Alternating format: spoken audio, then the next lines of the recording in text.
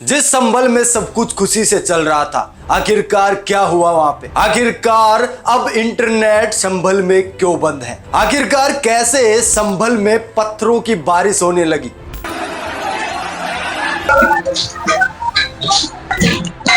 आइए बात करते हैं एक और नई अनसुनी कहानी, संभल की दुर्दशा की जुबानी। नमस्कार साथियों, मैं हूं मनोज, आप देख रहे हैं हिंदुस्तान तहलका।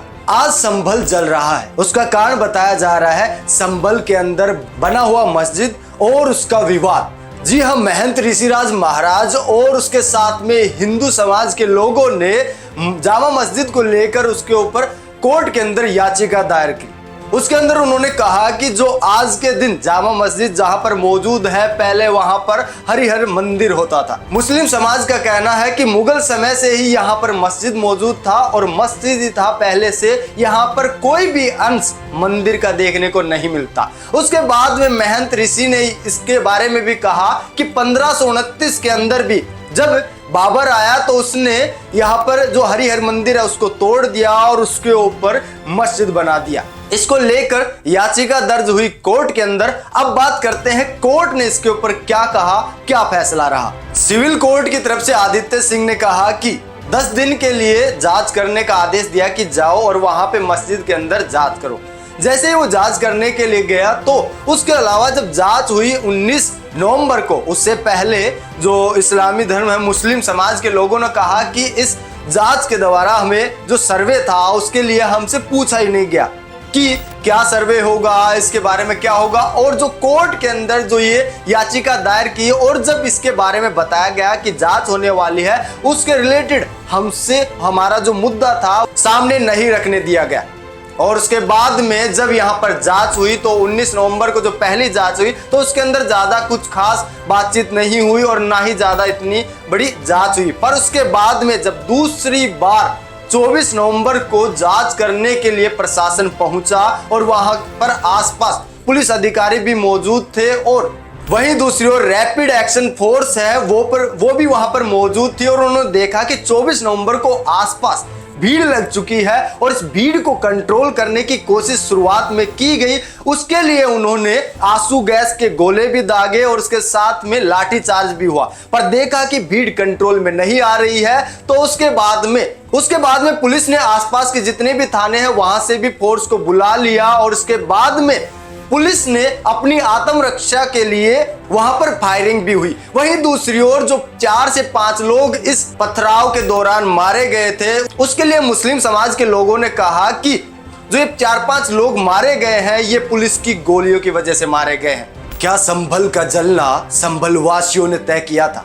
जी हाँ, जब संभल के अंदर पथरावबाजी हुई तो उससे पहले ही ये पूरी प्लानिंग बन चुकी थी कि संभल के अंदर जो पथराव होगा वो कैसे होगा। और कुछ लोग जो साजिश करना चाहते थे उनकी रिकॉर्डिंग भी सामने आई है। जी हाँ, और इसके ऊपर एक्शन लेते हुए पुलिस ने कहा है और प्रशासन इसके ऊपर सक्रिय हो चुका है कि अब जो भी लोग इसके अंदर शामिल थे सबके ऊपर एक्शन लिया जाएगा। और जितने भी लोग वो बार बार जो ड्रोन की फुटेज है और उसके साथ में वो जो कैमरे, सीसीटीवी कैमरे की फुटेज है, उनको बार बार चेक कर रहे हैं और देख रहे हैं कौन कौन लोग इसके अंदर शामिल थे। जितने भी लोग शामिल थे उनको पकड़ा जाएगा और उनके ऊपर एक्शन और एफआईआर की जाएगी। उसके अलावा पुलिस ने 40 से 50 लोगों से ज्यादा उनके ऊपर एफआईआर कर दी है और भी जांच लगातार जारी है। वहीं दूसरी ओर आपको बताते हैं दो दंगाइयों के बीच ये जो पथराव हुआ उससे पहले क्या बातचीत हुई। रिकॉर्डिंग के अंदर देखने को मिलता है एक दंगाई दूसरे दंगाई को कह रहा है कि सामान कहाँ है, दूसरा कहता है किधर तुम। वहीं दूसरी ओर दंगाई 1 कहता है कि यही जामा मस्जिद पर। वहीं दूसरी ओर से जवाब आता है जामा मस्जिद से इधर की ओर आ।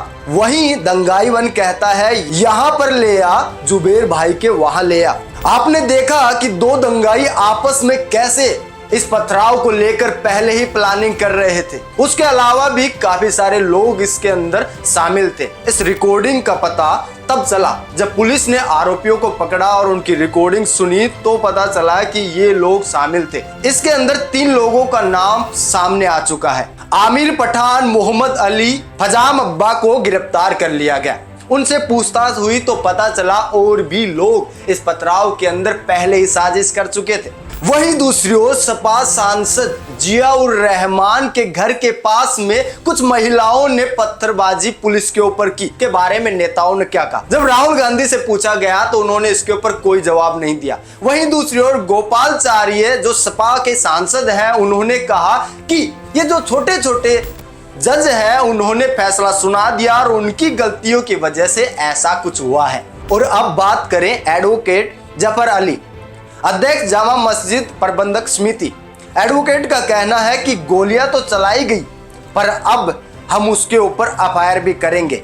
जी हां, इस बड़े पथराव के बाद संभल के अंदर पुलिस तैनात है और देखा जा रहा है कि कहीं दोबारा से ये पथराव या ऐसी घटना दोबारा से ना घटी जाए। वहीं दूसरी ओर 29 नवंबर को इसके ऊपर एक और फैसला आना था। जितनी भी जांच हुई थी उनका फैसला भी आना था। 29 नवंबर को जब फैसला सुप्रीम कोर्ट पर पहुंचा तो उन्होंने निचली अदालत को कहा कि फिलहाल कोई एक्शन ना ले और संभल में शांति बनाए रखने के लिए प्रशासन को आदेश दिया। आज की अनसुनी कहानी में बस इतना ही, पर एक सवाल जाते जाते आपसे पूछना चाहूंगा, आखिरकार क्यों बार बार देश ऐसी घटनाओं से जलता रहता है? आपके लिए सवाल है, कमेंट बॉक्स आपके लिए ओपन है, जरूर जवाब दीजिएगा और मैं मिलूंगा ऐसी ही बेहतरीन अनसुनी कहानी के साथ। ऐसी अनसुनी कहानियां देखने के लिए देखते रहिए हिंदुस्तान तहलका को। जय हिंद, जय भारत।